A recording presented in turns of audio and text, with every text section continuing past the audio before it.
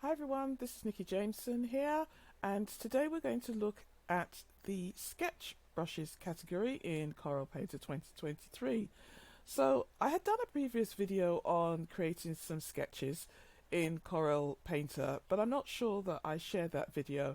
And I remember when I was doing the video, I wanted to go back to the sketching category and I couldn't find them, and that's because I've got so many brushes in Corel Painter that sometimes if I don't use a category often, or I just use one from that category, it's not easy for me to find them. But today we're going to look at the sketch category. This is a category that I believe you can buy in Corel Painter from their brush shop. In Corel Painter itself, you do have a category called pens and pencils, and you've got lots of sketching tools here, but this group is actually really quite nice. It's got some interesting brushes, so I'm going to just go through some of those for you. Some of my favorites. I'll go through all of these and I'll try and do them really quickly so that you get an idea of what we've got. So we'll start with the brushes called crosshatch. So it's fairly self-explanatory. Crosshatch creates a nice little cross-hatching effect, and what I've done is that I've actually got this on a canvas. Let's increase the grain a little bit here. I'm going to add random grain rotation. Let's do that.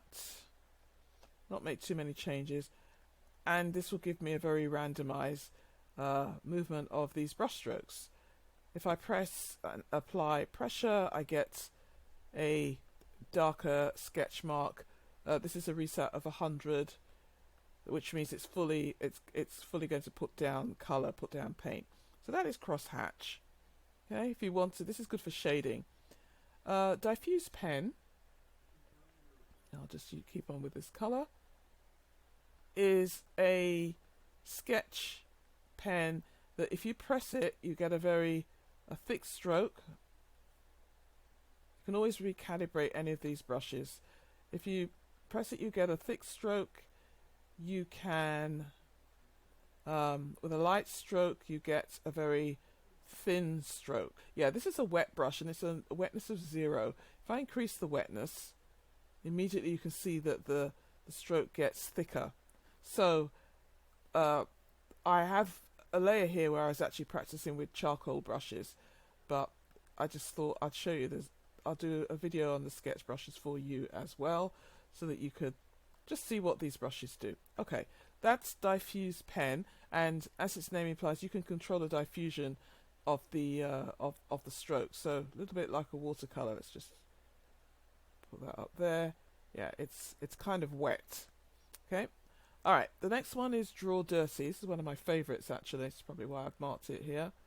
I'm just going to make this fairly dark, and this should be a little bit thicker. Oh yeah, because I've got a canvas. Because I've got a canvas here, it's acting actually differently from when I used it the last time, which just goes to show. But Draw Dirty just draws a very I was going to say a dirty line, but it just has some interest in it in the line. I'm just going to change this a little bit. I don't want the grain to be changing it too much. Let's see, do we have a nice plain paper here? Probably not. Let's try this one. So this is also a canvas. It's probably doing the same thing, and it's only 16 there, so I'm going to raise that a little bit. And it gives a very it's a small brush, which you can use for making a very interesting stroke. So you could add some interest. Let's turn that grain down a little bit. Turn it up. Yeah, if you increase the grain number, you get less grain. So it's inversely proportionate to the amount of grain that you want. But anyway, this one is called Draw Dirty. So you can think of some applications for that. Dribble is a very interesting sketch brush. It's a bit like an alcohol ink brush, in my opinion. Leaves a kind of wet watercolory type stroke. Let's dribble. Flexi tip is very smooth, almost too smooth. I would actually try and slow down this brush. First of all, I'll make sure I put it on rotation. If I put it on rotation, so this immediately changes. It feels really nice and smooth. I'm going to make this a wee bit bigger, so maybe you can see this a bit more easily. But it's almost like a thick and thin. So as I'm turning my pen, I can draw a thick stroke, or I can draw a thin stroke, or I can even color in and keep stroking over this point here. So good if you want to add some interest. I know, like a face, or draw some detail. I think it's probably good for detail. Okay, and I can get this very thick line here. All right, that's flexi tip, which by its name means that the tip it has some flexibility there. Heavy blend. Let's just see what heavy blend does. Heavy blend will do as I thought it would. It will blend what you have there. So here you have a sketching brush, but it also blends the strokes that you've put down. Okay? And interestingly, it's not blending that top one, it's blending these ones. That's interesting. I wonder why. I'm not sure why that is. But so if you want something like to add some atmosphere or interest to your strokes, you could use heavy blend. The reset is 18 there. I believe if I turn it down, it will become even more blendy. And if I turn it up, if I turn up the reset, I get a very different stroke. That's very interesting. That's a little bit uncontrollable. A little bit too uncontrollable for me. So I would probably have it, I would reset it, put it as default, and have it, if you want to blend some strokes, some of the strokes that you've laid down, use it to blend. Let's move this. Let's make this a little bit smaller again because it's okay. So that is heavy blend. Let's move on. Mechanical pen or mech pen. Let's go black here. I'll reset that. Now, mechanical pen is, I'm not sure the application I would use this for. Maybe for something in building or architecture. You can make really, rain 10%, reset. Okay, I'm going to turn up the reset. I have to press fairly hard on this pen to get the stroke. If I press really lightly, I don't get much of a stroke. So clearly, it makes a very interesting stroke, but you have to use the correct pressure. So for example, this is very interesting.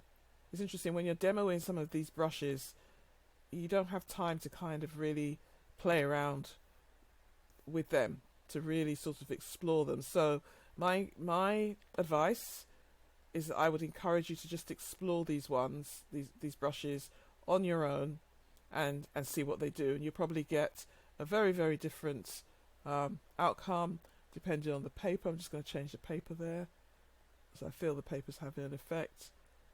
Yeah, so this does leave a very interesting thick and thin stroke. It's very interesting. You could almost use it for cartoons. You have to use quite a bit of pressure, and I'm not sure whether it's because the reset is high. It almost performs better on a lower reset. Anyway, that is mech pen. Paint splat leaves some interesting splats which you could use for, I don't know, grass, tufts of grass, or splats. It's just in the sketch category, so it's not a thick paint brush or anything like that. So if I press, I get this. So that, you know, could be interesting. Could get an abstract from that. That's paint splat. Random line is, so this is you could use this for sketching, obviously. And although it says random line, the line is actually quite random, and you can see it's picking up the paper grain here. Yeah, it's this is a very nice brush. It's very comfortable and very I would say versatile. Okay, you can do very quick sketches with it, and you can probably fill it in, do faces. So this lends itself to a lot of use if you are into sketching. Oops, I'm not a great sketcher, so don't hold that against me. Alright, so that is random line, and it's one of my favorites. Rough blend is,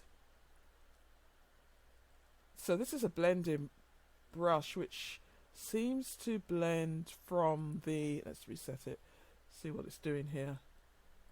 Oh, that's very interesting. It is rough blend. It's kind of what is it doing here? So reset of 23 bleed. It's like it's using a flow map more than the paper, but it's kind of leaving some splatters. So it feels like it's actually adding paint and blending at the same time. So that could give you some very interesting strokes, depending on what you are painting there. I would be looking to pull my strokes back in, so you can see it, and it's using the paint from this color. So sample that. Yeah, okay. It actually puts down paint. So it is a blender, but it's a different kind of blender there. So just watch that one. Rough line. Let's go to my black. So these are picking up paper grain. I'm going to change that a little bit because, so rough line, I'm resetting it. So this is it. This is rough line in its default. All right. It's kind of like a wiggly line. It's a very nice brush. You could use it for maybe trees, branches. It's very, very smooth, very nice. I'd obviously I changed the paper and I'd increased the size. This is actually size 40, so I had, whenever I used it last, I got this very thick stroke, which, I don't know, maybe you could use for groundwork or something like that. Alright, but really, in its default, this is the stroke you're likely to get. Alright, rough line. How are we doing for time? 13 minutes. Okay. Smooth line, as its name implies, gives you a very, very smooth line. Very good for sketching. Okay. It's a little bit quirky, actually. A little bit quirky, but if you like sort of cartoon type things, or doing those kind of quick sketches without too much thought, this is a great brush to use. You can even bring in some, alternative color there, and that is very nice. It's probably a great practice brush to practice sketching, which I don't do often enough, and I should, because it's a very good discipline. Okay, you probably can't see that very well, but this is really something that you could, it's a good freehand sketcher. Okay. Alright. That is smooth line. It will give you a very smooth line. Alright. The next one is soft stipple. Stipple brushes usually lay down small dots, and this one is no different. So you could use this for shading. adding some texture. And obviously, depending on the paper that you use, I've got something fairly nondescript and smooth there. You can add, get a different texture. Okay, so that's soft stipple. Don't forget, you can always reset these brushes to their defaults. Good idea to do that so that you get what they are, initially. Spotty ink. Let's just be bold and use something bright. Spotty ink is a little bit like a marker. It's a very inky pen.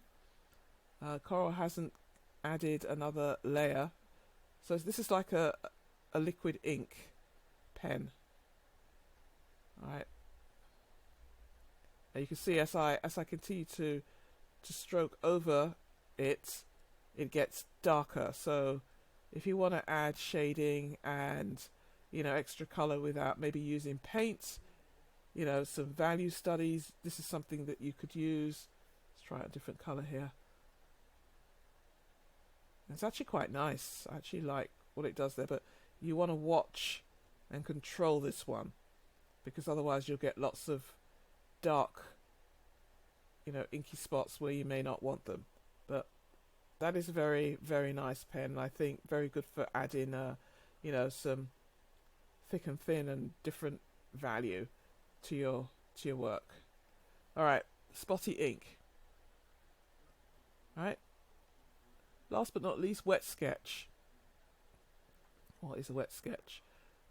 Okay, so this is like a very simple sketching brush.